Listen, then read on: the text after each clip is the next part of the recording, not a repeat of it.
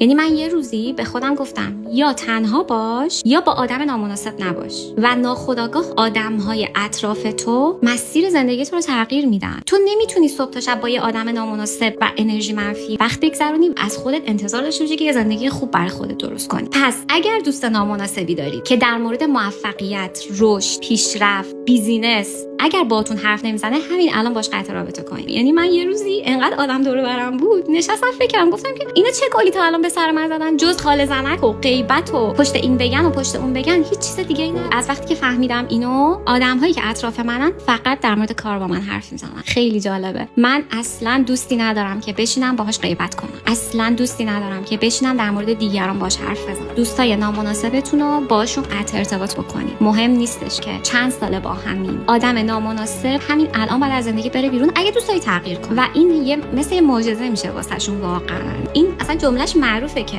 آدم‌های اطرافتو نگاه کن، 5 سال آینده‌تو ببین.